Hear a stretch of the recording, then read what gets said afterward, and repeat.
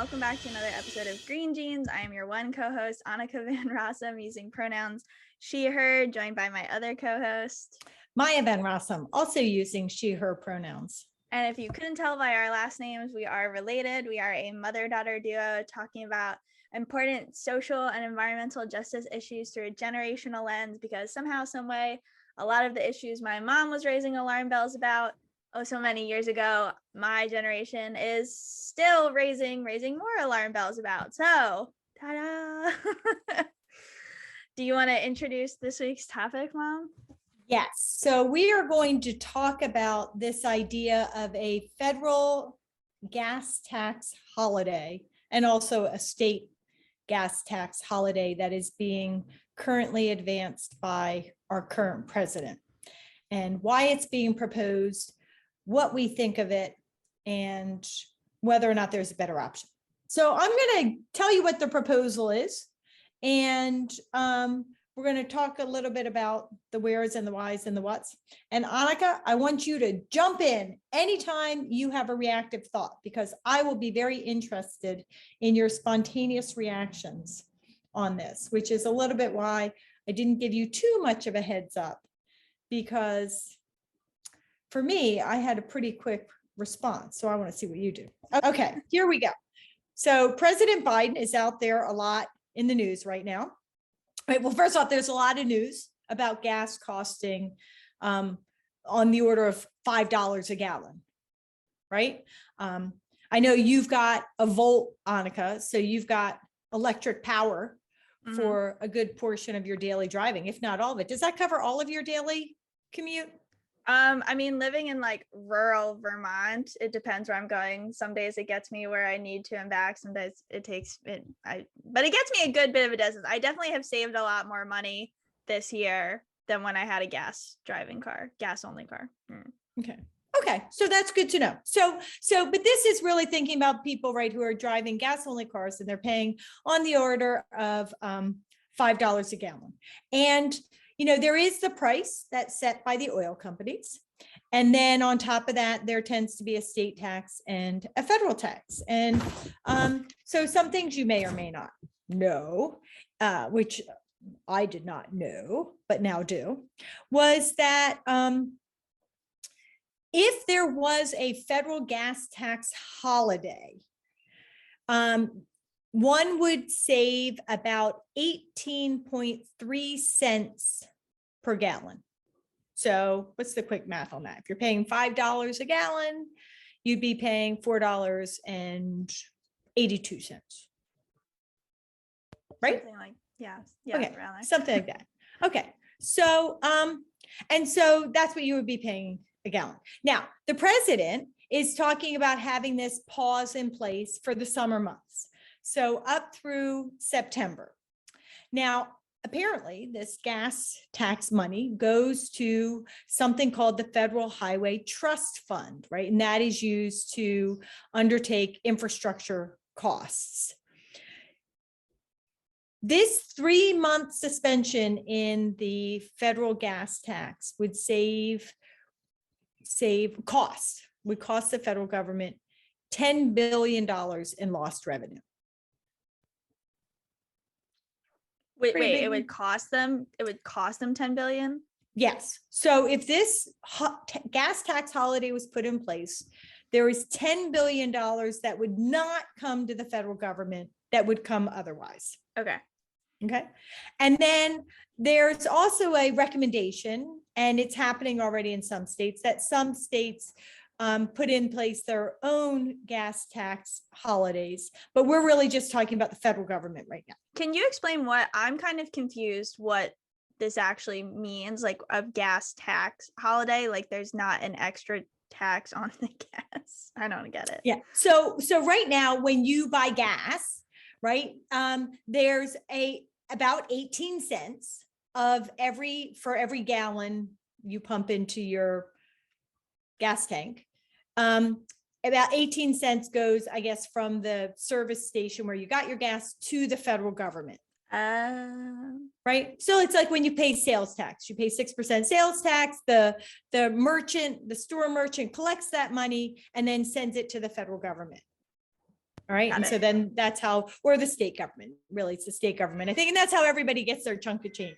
So this is how the federal government gets their piece of the pie for gas. And then that money goes into the Federal Highway Trust Fund, which again gets used for infrastructure projects. So how much, let's see if we can play a little bit of a game. How much would the typical American who has a 15-gallon gas tank save every time they went to gas up if there was this gas tax holiday? What do you think? Give an estimate. Take a guess. Don't calculate it. Listening to the cat in the background. And don't listen to the whining cat, because that'll just make you crazy. Okay, I'm doing like 5 times 15. No, okay, well, go ahead. Well, I'm not good at math, man. So you're asking me to do it on the math. So like, I don't know, $75. Wait, you muted yourself. $75. That's not even what you pay for a full tank of gas. And you'd be saving about $2.75 every time you gassed up. And so the estimate is, over the course of the summer, a typical US resident with their 15-gallon gas tank would save, for this gas tax holiday, would save a little more, would save on the order of $33. $33 a person. Not bad. No, not bad, but not lots. I don't know. And then, yeah. I think it's like one of those, like, it just depends who you ask. Like, I feel like a lot of people, like me, like a poor student, I'm like, $33, I could buy like a whole dinner for myself. Or like for my car, that could pay to gas up my car. I mean, like a gallon of filling up my tank in the Chevy Volt is about like $25-$30 now. Yeah, so it's a tank gas. And admittedly, $33 is a fair chunk of change, right? I don't sneeze at that. On the other hand, if you're a parent working hard trying to care for your family, as you said, $33 might buy you a meal, maybe a couple of meals. But over a 4-month period or a 3-month period, you need a lot more than a couple of meals, right? So now there is a proposal at the federal level to have this gas tax holiday last for go in place between July and January. And there, the estimates that are the savings would be for a family about $40. I don't know. To me, it doesn't really add up. $33 for the summer, $40 July to January. But even if you were to double the summer, maybe you'd be talking about $66 over what, a 6-month period. Nothing to sneeze at. About $10 a month, right? Mm-hmm. Okay, so that's where we're sitting now. This is the thing. So there's a big question about whether or not, if there was this gas tax holiday, the oil companies would actually not take advantage of it for themselves and actually bump up the base price of gas by that savings. So actually the public doesn't actually save any money, because now they'll be paying the same amount of money, but just none of it will go to the government. All of it will go to the oil company. Wait, so they like bump, a big problem. They bump the price up by 18 cents, whatever, a gallon. That's so fucked up. Right. So, what? So that's the belief by many people, and that, that the oil companies apparently have a history of doing this, that they don't allow the savings to actually get passed on when there are opportunities for savings. They just grab it for themselves. I'm not shocked, but I'm also like, I've never known that, so I'm shocked in the diabolicalness, but I'm not shocked in the reality of it.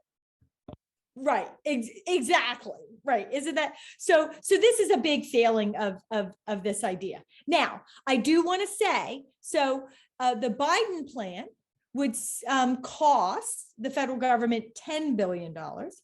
The The other plan coming out of members of Congress, the July to January, the estimate is that it would cost the government $20 billion. So about double the amount, which is why I think like the savings to the people, $33, $40 doesn't really add up. But anyway, so you're talking about a big chunk of money, right?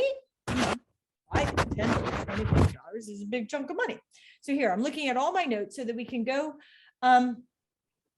through this. So, so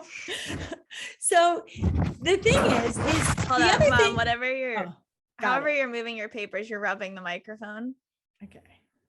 So the thing about this is, like I said, the oil companies, it's not just that they have a habit already of capturing this kind of stuff for themselves, but apparently the oil companies right now already are making like record profits.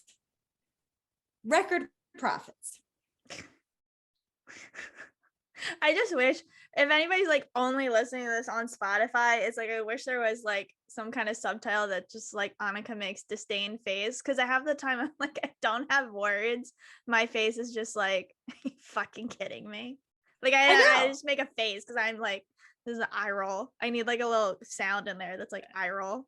Well, this is what I think, like, this is why I think this topic was a good topic, as I think that most people aren't thinking this through or putting all the pieces together, right? And I do have a thought, by the way, an environmental thought on this. But so the thing is, in terms of that, the oil companies are already making record profits.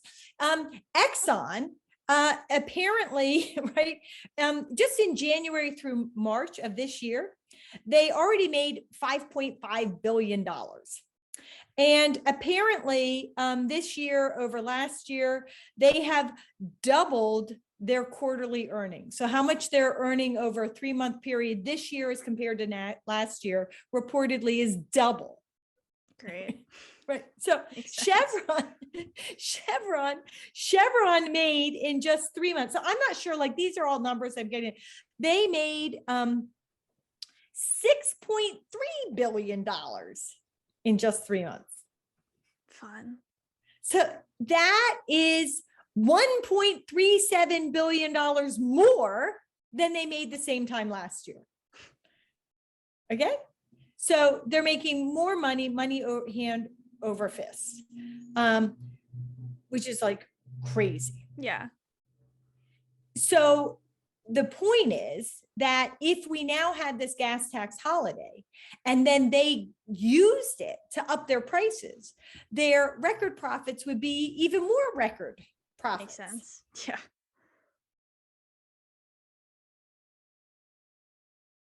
By the way, if you don't like this topic, we can change it. But let me get to the end. Are you not liking this topic? No, I don't know anything about it. So just ad-libbing here, man. Okay. Well, we could go through it all from the beginning once I go through it if you want. No, it's good. We're in it. Just it's good. It's a good learning one. Okay. So I just have to like look at all these notes. Now, of course, right? One of the concerns from environmentalists and also economists who are thinking about these issues recognize that if you give this gas tax holiday, and if in fact it does end up reducing gas prices for consumers, then we may be like slowing down the transition to clean energy transportation options. Now, I don't think $33, $66 is right, like that 18 cents a gallon is probably enough to really do that very significantly. But that is like part of the realities, is every time you make it cheaper to stay on dirty fossil fuels or more profitable for the fossil fuel companies, then you do actually end up slowing down either people transitioning to clean energy options or the fossil fuel companies wanting to transition to clean energy options because they're making more and more money off of dirty fossil fuels. So however you slice this, if the consumer gets the break or the fossil fuel company keeps the break, then we're slowing down that transition, which of course is a bad thing because the climate crisis is costly and it's coming and it's here. I guess I like, for me, it's not like it doesn't really make sense because I feel like, I don't know, maybe this is me being an optimist, but like electric cars and electric engineering is like on the up and up. And I feel like even one of my classmates who he loves his like sports car, and I always talk to him about it, and he was just like, yeah, like I'm looking to get a hybrid or get an electric car like next. And I was shocked because I just like, I thought he was like a car boy, like I want my fancy car and I don't care what it is. He's like, no, like saves me money, makes sense, like why not? So I guess I just feel like the market and the world is moving that way anyways. So I'm like, even if it slowed it down, I don't think it's slow enough, slash the people that like, I don't know how it's but like the people who keep wanting to buy gas are going to keep buying gas anyways, unfortunately. So like, I don't think it's, maybe like a little, like I could give it a little bit of credence, but I don't think it's enough that like this is going to be the holdout, then we're never going to get clean energy because of this savings. Because yeah, it's not like an immense amount. No, but if you do look at it from the fossil fuel company perspective, Yeah. right, where you take that, I mean, it presumably, if it's costing the federal government $10 billion to forego that money, and the fossil fuel companies actually grab it for themselves by Yeah. increasing the base price of gas. And by the way, according to the Transportation and Investment Advocacy Center, over the past 10 years, less than 20% of state gas tax cuts were passed down to consumers by the fossil fuel companies. So that's just real evidence, right? Concrete evidence that the fossil fuel companies grabbed the money for themselves. Now, if the federal government was foregoing $10 billion, then presumably what it means is those fossil fuel companies were grabbing that $10 billion. So $10 billion, that's a chunk of change. I'd be like, if you had 10 fossil fuel companies and they each got $1 billion extra dollars, Yeah. they might say, hey, we're going to stick with these fossil fuels rather than transition to clean energy. I just feel like my beef with that is that I feel like fossil fuel companies have had, and I'm not an economist, I don't know the ins and outs, but in my opinion, fossil fuel companies have had enough money and enough resources for a long time that they haven't even really invested any of them in any sort of slow to medium speed transition to clean energy. And they're just kind of like, they've sunk all their money into it at this point, or they're not willing to lose a personal profit to switch the company over, that they're just making it up, like making up why they won't switch. And I think it's just like, oh, well, if I can't get my 6 million so I can go out on my yacht for 3 months and not do anything, like I don't want to do it. I think it's a BS argument. Like I think it's just a personal gain thing, and that they could do it. And I'm not saying it would be like that Shell and Exxon would be green energy tomorrow, but do I think in 3 to 5 years? Yeah, I think that's like very possible, even if it was a 50% switch. Well, and this is, I mean, this is, for environmental activists that are talking about transition. Look, the wells that have already been drilled, that are already permitted, that are already pumping gas, okay, you're going to pump the gas out of them until they go dry, which, by the way, happens relatively quickly, increasingly so even in fracked natural gas. Or more so from fracked natural gas wells. They actually don't have a very long life, and that's why they keep having to refract them. They have to keep re-stimulating them. But what's, the big debate is now is these fossil fuel companies, or these energy companies, whatever you want to call them, are getting money from the government and using their own money to invest in doing more drilling, building more pipelines, building liquefied natural gas export facilities, all of which means that they're expanding their investment in fossil fuels. And what people like us say is, don't give more permits, don't give more money, don't invest in drilling new wells. Take that money and instead build that clean and renewable energy option. Right. Yeah. And so you literally are transitioning, because you're taking the money, and rather than putting it in new fossil fuel development that will expand the fossil fuel footprint and continue the life of fossil fuels, you're putting that money in clean and renewable energy. ramping that up, getting your energy from those sources. And then while that's happening, these wells are running dry, they're being retired and they're shutting down. And so you are literally transitioning. But the fossil fuel companies, what they say, oh, bridge fuel and all this nonsense, is they're investing more and more in continuing fossil fuels. And that's why the transition isn't happening. I mean, I think like one of one of the like clearest examples that I think you and I experienced was like literally fighting for the New Mexico Green Amendment and the Koch brothers and whatever numerous natural gas, fracking, oil lobbyists that were paid to show up to be like, this is not good and this is going to hurt the economy, when really it was, this is going to hurt our finances and what we're going to do. And to me, like, you pouring money, not you, these people pouring money into lobbyists to literally go up and like spew this rhetoric when there's people on the other side that are like, I'm sick, my family is sick, my kids are not going to have a planet, I'm a young child who isn't going to have a future, and they're spending their money like they don't want to transition.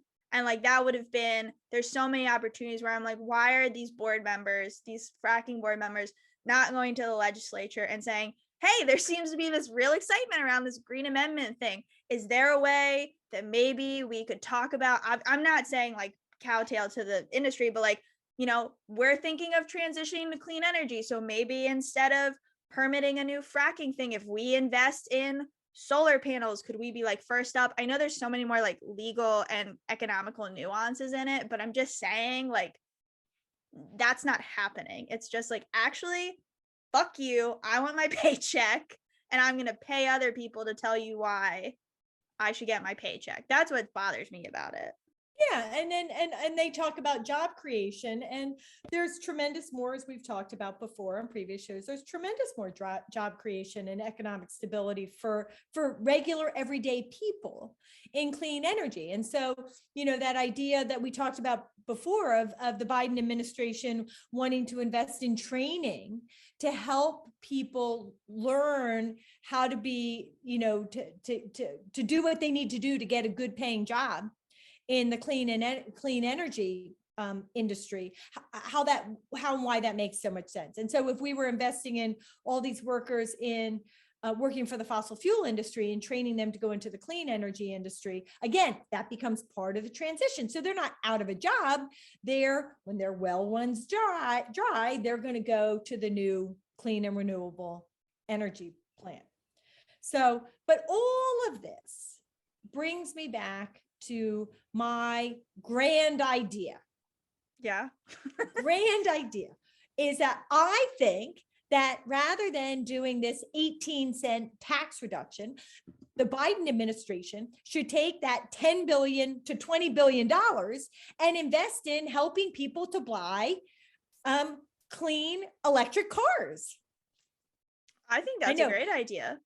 I probably sounded a little bit crazy there with the pitch of my voice, but so sorry out there in podcast land, but I'm very excited about this. So I did a little bit of calculating, and, you know, I think one, of course, has to figure it out, right? And like how many cars can you get? But the thing is the gas tax holiday will reach everybody who uses fossil fuel, that puts gas in their car, right?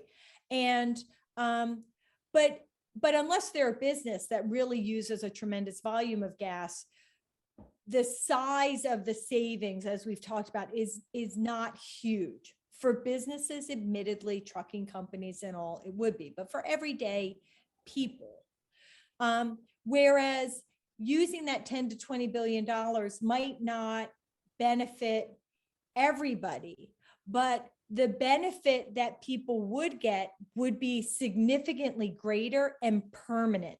Yeah. Not for the summer months and not for, you know, July to January. So just looking it up, the lowest model Tesla, which is actually what I have right now, when you go online, is $45,000. That's what at least that's what it says, the research online. So $10 billion could purchase, if you outright purchased it, could purchase like 223,000 Teslas. Oh, Now, that would help 223,000 people permanently avoid the ongoing use of fossil fuels and benefit from the lower cost electric power that they would need to power their car. It would help with the climate crisis. It would help reduce pollution in their communities. And if you're talking about $20 billion, well, then you would double that number. The Chevy Bolt, when I looked it up, the Chevy Bolt is significantly, the Bolt, not like the Volt, the Bolt is 100% electric. Hmm. And that the cost of that, going online, looking at the same sources, is about $10,000 less. That's $34,000. So you could buy even more Chevy Bolts. Or maybe you could have a program where you're helping people like your friend who's thinking about like their next car. Maybe you give them a rebate that's half the price of the car. Yeah. And by the time they trade in their car and get a trade-in value plus get that rebate, they've gotten a really inexpensive car. And that for people who are low income, for whom that isn't an option, we have a special program where they actually get a car outright, get a car. Yeah. Or another idea, right? We had talked previously about that gentleman in Trenton who is having trouble paying his electric bills. To the company and couldn't afford the cost of solar panels. Well, solar panels, if you look for a residence, this is all general, very general, but the average cost that they're talking about is about $18,000 to $19,000 for a house to get solar panels. So if you had $10 billion, you could get 540,500 homes, solar panels. And that would be people like avoiding electric, all the benefits. So, sure, again, there are other ways to work it out. So you wouldn't have to buy it outright for everybody. The whole point I'm just trying to make is, isn't there a better way to lose that $10 billion from the federal budget? Yeah. Rather than not collecting it from dirty fossil fuels and perpetuating that problem, how about you spend it on helping people get solar panels, electric cars, and all of those things? Yeah, I agree. Idea. No, I think that's a great idea. I think there's I think there's so much that goes into like the cost of people's homes and cars and things that for some people might not seem that big of a cost, and for other people it's a huge cost. And so I think that would be, and also helping the climate crisis would be dope.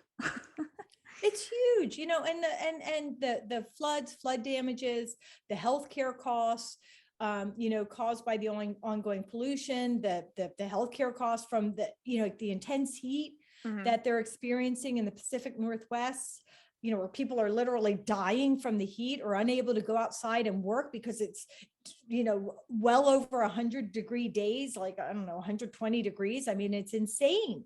Yeah. The temperatures that we've seen in recent years and how incredibly costly that is. So this kind of investment of $10 billion, no, it's not going to stop the climate crisis single-handedly, but it's going to be a major contributor. And I just think we've got to start getting creative and smarter with how we're investing our government dollars. And right now, there's tremendous amounts of money, whether it's tax rebates or actual handouts going to the fossil fuel industry. How about we do some handouts to real people? Get them their electric cars, get them their solar panels, give them permanent assistance. Because again, once you get that car, once you get that solar panel, the benefits in lowered costs for the person or the family, as well as the benefits for the community in reduced climate changing emissions and pollution in general, are enduring. I saw a funny tweet post that was like, instead of I just like building off of this of like get creative, and it was like, instead of having like a presidential or vice presidential like debate, how about let's give them, I forget if it was like an hour or 3 hours, but like let's give them a $60,000 budget for a family of 4, and they have to like craft how the family is supposed to live on that with all the costs. And so, yeah, and so it's like obviously this thing of it's like things that the government are talking about putting money into or their plans or whatever, a lot of stuff that either isn't going to happen or people are like, I don't care about that because I'm trying to put food on the table, because I'm trying to pay for gas to get my kids to school, or so I can get to work so I can keep making money. So yeah, I agree. I mean, even like things that benefit everybody, like change cities from a lot of cities, like make all the public transportation electric and enhance public transportation throughout the US. Like we suffer super big with lack of public transportation if you're not in a metropolis city area, and like making that all environmentally friendly so people could even afford to have less cars. Like where we live, or if you live in rural, like you can't not have a car to get around. So like, yeah, I think getting creative with it would be great. 100%. And, and you were talking about how on this social media, they're talking about $60,000 for a 4-person family. A lot of people, they don't have $60,000. I mean, they are talking below the poverty line. I mean, some of the numbers you hear about people living off of $12,000, $15,000, $20,000. I mean, it's just like, I can't imagine. I don't know how these caretakers, these parents, how they're able to make it work. Somehow they are making it work.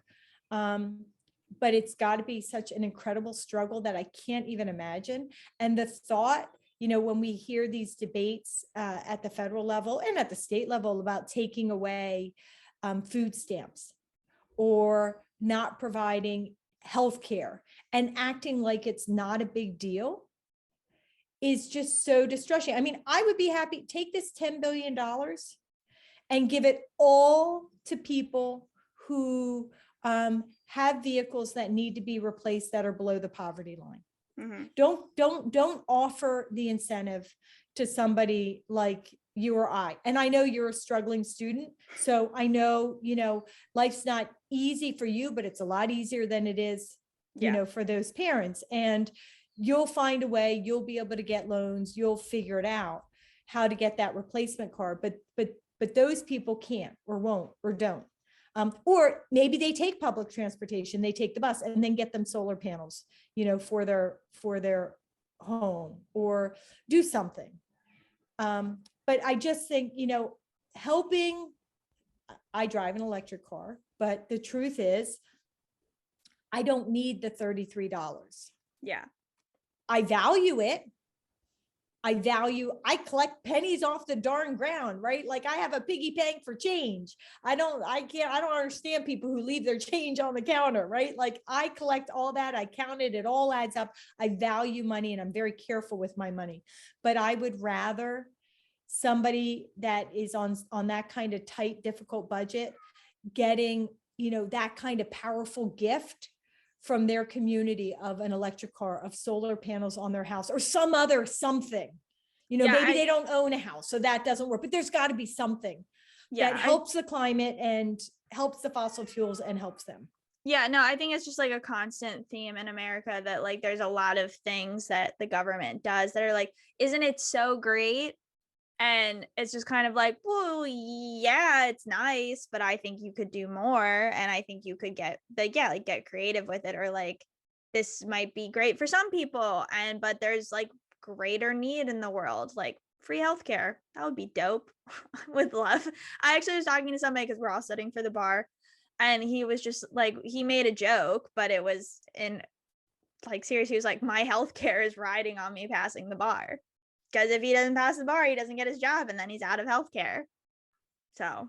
Right. That's the way it is for so many people, that they can't afford healthcare. And as you said, it's really getting a job where healthcare is offered is important. Now, the Obamacare, what is it called? It's Affordable Care Act. The Affordable Care Act has helped a lot of people, but it's also been undermined, right, in recent years. And we hear about the healthcare program for children, low-income children being taken away, and, constantly debates about taking away their meal plans, like free meals when they go to school. I mean, the whole thing is insane. And I just got incredibly angry. While I understand the idea of the gas holiday And I believe the motivation is genuine to be helpful. I think the reality that the gas companies aren't going to pass it on and are going to grab it for themselves, as they've done historically, that has the greatest likelihood. And I just also think there are better ways to help more people and save the planet with that kind of money. Yeah, I agree. Yeah, I think you summed it up. Okay, cool. So I think that is an interesting thing that not many people have probably heard about or understand. So now everybody has a little bit more information. Maybe you can call Biden and tell him to spend $10 billion and get everyone free electric cars. But yeah, anything else to add, Mom? No, although I did think, well, what about Elon Musk, right? How much money did we talk about him recently? Was it 44 million he was Billion. spending? Oh, billion. Oh my God. Take his 44 billion plus this 10 to 20 billion. Now how many electric cars could we buy? So Too much math for me. Too much math, but big numbers that could make a big difference. So yeah, so I just thought it was interesting. And I think you and I thinking about it in this slightly different way really helps people just see, hopefully, that it's not always what it seems when they talk about it in the news and the press and in politics. Yeah, I agree.